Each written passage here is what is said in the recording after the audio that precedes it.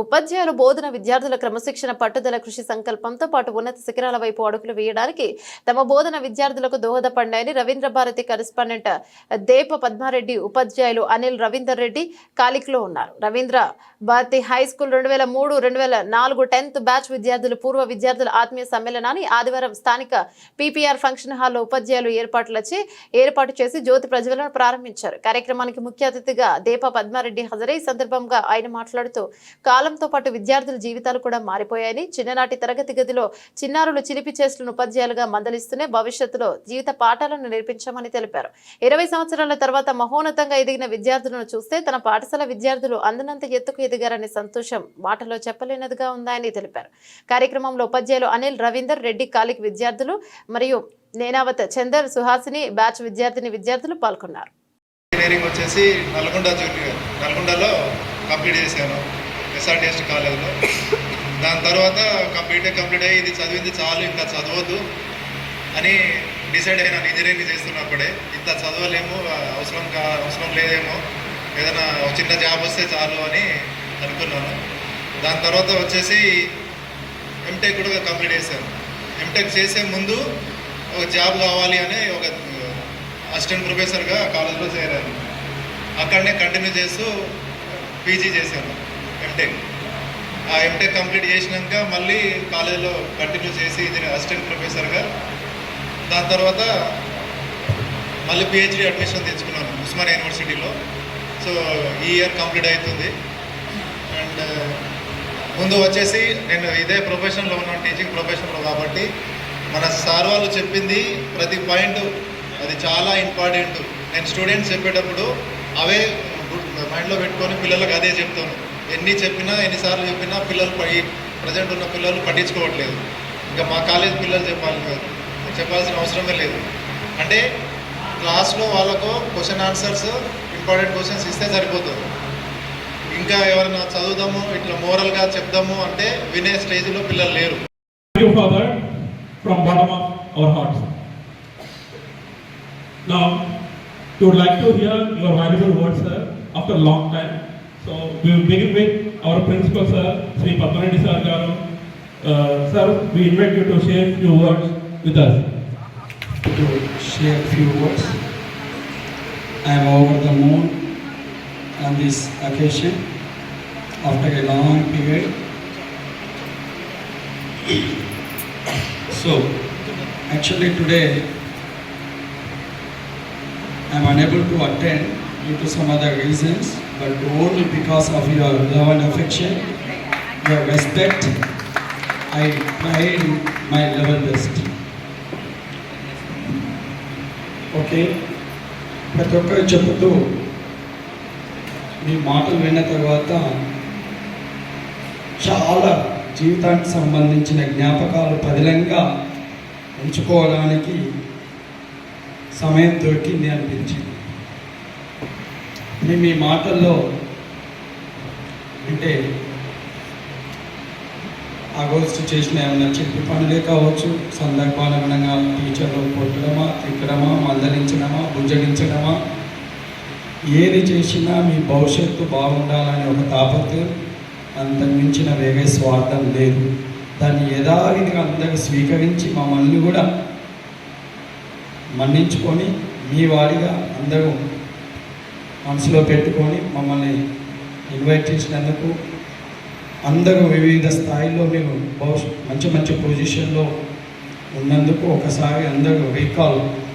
ఇంతకుముందు చెప్తూ మీరు చెప్పారు reconnecting, not only reconnecting and recollecting. We are each other, what is happening, what is going to be happen in the future. కాబట్టి ప్రతి ఒక్క person అంటే వ్యక్తిగతంగా మనము బ్రతుకుతూనే మనము నలుగురికి దారి చూపించగలగాలి.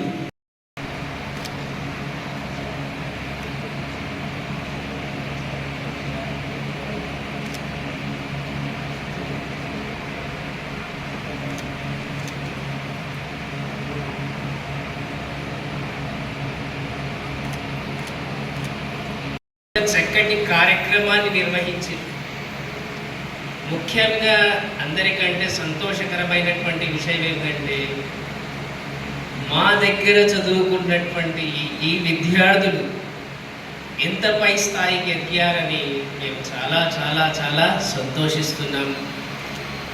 జీవితంలో మనం ఒకటే గుర్తుపెట్టుకోవాలి, మనం చేతనైతేనేమో నలుగురికి సహాయం చేయాలి, కానీ ఎవరికి మాత్రం మనం హాని చేయాలి.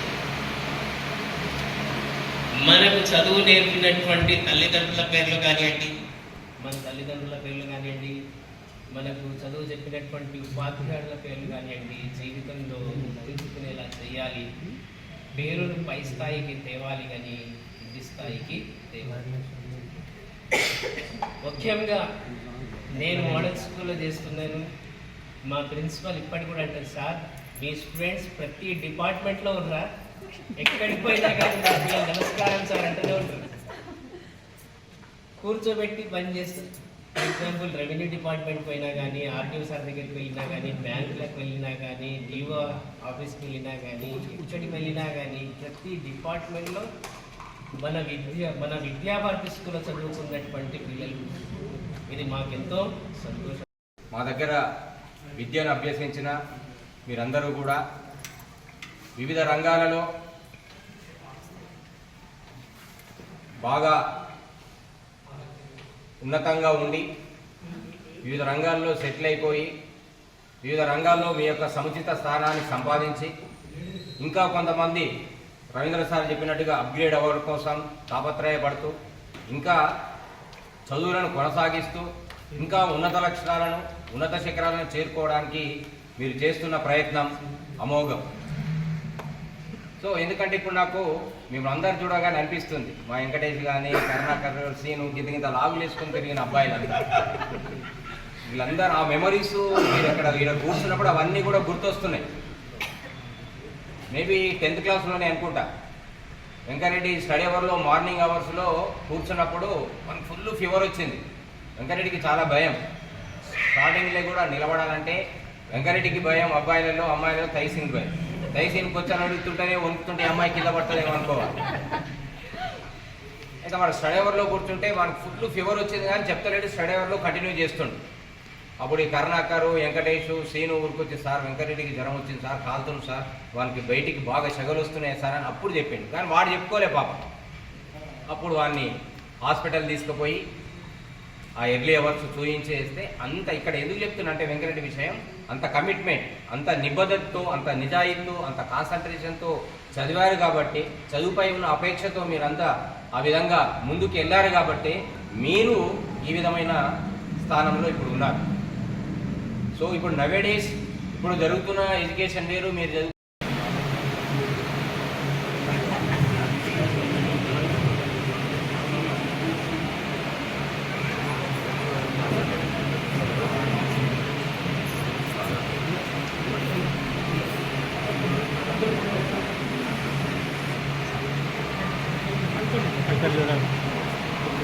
వెంకటేష్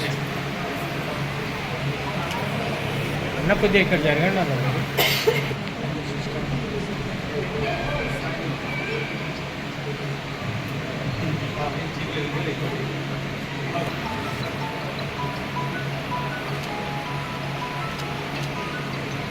మేడం మీరు ఇటు సైడ్ రండి.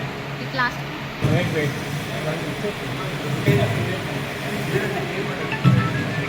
మీరు బ్యాక్ సైడ్ వెళ్ళండి. జరగాలి యా రెడీ ఓకే సార్. ఇటు మేడం సార్ ఇటు ఓకే. మీకు గుర్తుండే ఉంటాడు, ఆడుతూ కూతున్న నీ నెత్తురు సైతం ఏది కూడా ఆగిపోవద్దు, పరుగును పరిగెట్టు. నీవు పడుకున్న పరుపు నిన్ను చీదరించుకోకముంటే నీ బద్ధకాన్ని వదిలే. నువ్వు చూస్తున్న అద్దం నిన్ను ప్రశ్నించక ముందే నువ్వు సమాధానాన్ని వెతుక్కో. నీ నీడ నిన్ను వదిలిపోయక ముందే వచ్చాయి, వెలుతురులోకి వచ్చాయి. మళ్ళీ చెప్తున్నా, నీ లక్ష్యాన్ని చేరాలి అంటే అనుక్షణం శ్రమించాలి అని శ్రీశ్రీ కవిత ఉంటుంది. నలమెంతో ఆ నల్లని ఆకాశంలో కానరాని భాస్కరులెందరో చల్లని సముద్ర గర్భం భూగోళం పుట్టుక కోసం ఒరిగిన సురగోళాలెన్నో ఈ మానవ రూపం కోసం ఒరిగిన నరకంటాలెన్నో. Okay, thank you.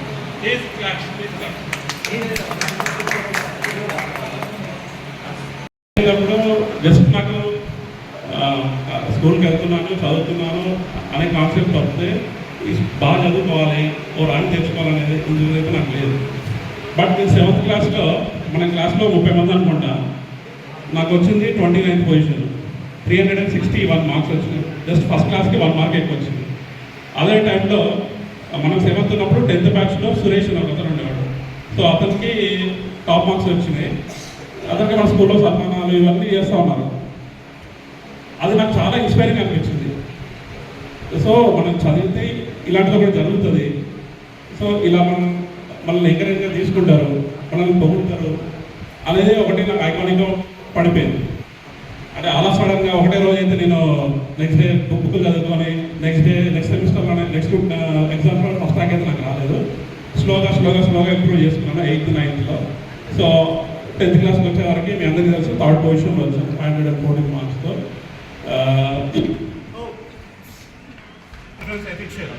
ఎందుకంటే 8th 9thలో నేను చాలా కష్టపడ్డా. నాకు ఫీజు కట్టే పొజిషన్ కూడా లేకుండే. ఆ టైంలో మా ఫాదర్ వచ్చేసి మేము ఫీజు కట్టలేము, మా అబ్బాయిని తీసుకెళ్ళిపోతాను. సో నాకు ఆ టైంలో ఏమనిపిస్తుంది అంటే ఒకవేళ నేను చదవకపోతే మళ్ళీ ఫీజు అడుగుతాడేమో సార్ అని భయపెట్టాను. సో అట్లా చదువుకున్నాను, సార్ మాట నిలబెట్టాను, నేను కూడా ఇంప్రూవ్ అయ్యాను. తర్వాత అనిల్ సార్ గురించి ఎంత చెప్పినా తప్పే. మనకు ప్రతి ఈవెంట్లో మనతో పాటు ఉండేవాడు, మనల్ని ఎంకరేజ్ చేసేవాడు, ఫన్ యాక్టివిటీస్లో ఉండేవాడు. తర్వాత రవీంద్ర రెడ్డి సార్ అంటే నాకు ఒకటే వర్డ్ గుర్తు వస్తుంది, డిసిప్లైన్. సార్ లెక్చర్లో మాట్లాడే వర్డ్లో ప్రతి వర్డ్ తర్వాత డిసిప్లైన్ అనేది కంపల్సరీ యూజ్ చేసేవాడు. నాకు గుర్తుంది, డిసిప్లైన్ ఉండాలనేది ఆయన ఎప్పుడు చెప్పి ఉండేవాడు. సార్ మేము ఆ డిసిప్లైన్ ఉన్నామని అనుకుంటున్నాము. తర్వాత కాళిక్ సార్ తోటి అయితే నేను ఎన్నోసార్లు నేను తలుచుకున్న ఫ్యాకల్టీస్లో మెయిన్ పేరు అయితే కాళిక్ సార్ పేరే. ఎందుకంటే నా హిందీ ఎగ్జామ్లో నా వైట్ పేపర్ల కంటే సార్ వేసే రెడ్ మార్క్ ఎక్కువ ఉండేది. నా పెన్ను సార్ మిస్టేక్స్ కరెక్షన్ చేసిన రెడ్ మార్క్ ఎక్కువ ఉండేది పేపర్, బ్లూ పెన్ కంటే సార్ ఎక్కువ ఉండేది. సో అంత మిస్టేక్ చేసేవాడిని. సార్ నా మిస్టేక్స్ ఫైండ్ అవుట్ చేశాడు, అంటే ఎక్కడ మిస్టేక్ చేస్తున్నాను. సార్ ఒకటే చెప్పాడు, నువ్వు ఆన్సర్ మిస్టేక్ లేదు నీది, జస్ట్ నువ్వు ఇటేయాల్సింది ఇటేస్తున్నావు. సో నువ్వు రాయడం ప్రాక్టీస్ చేయి, నువ్వు నేర్చుకో, ఒకటే క్వశ్చన్ అయినా క్వశ్చన్ నేర్చుకో, రాయి, తర్వాత కంపేర్ చేసుకో ఎక్కడ మిస్టేక్ చేస్తున్నావు. సో అది నేను ఫాలో అయ్యాను. ఇందాక టైసన్ చెప్తున్నప్పుడు నాకు గుర్తొచ్చింది, టైసన్ వెంకటేష్ అండ్ వెంకటేష్ అందరూ టాపర్ అయ్యి వచ్చాను, కానీ హిందీలో మాత్రం నేనే టాపర్. ఓకే, 89 మార్క్స్తో నేను టాప్ వచ్చాను. అప్పుడు నాకు గుర్తుంది ఇప్పటికీ. సార్ నెక్స్ట్ రిజల్ట్ రోజు మా ఇంటికి వచ్చాడు. అప్పుడు నేను ఇంట్లో లేను, మా సిస్టర్ ఉంది, నా గురించి ఎంక్వైరీ చేశాడంటే నేను లేను. తర్వాత ఇంటికి వచ్చేసరికి మా సిస్టర్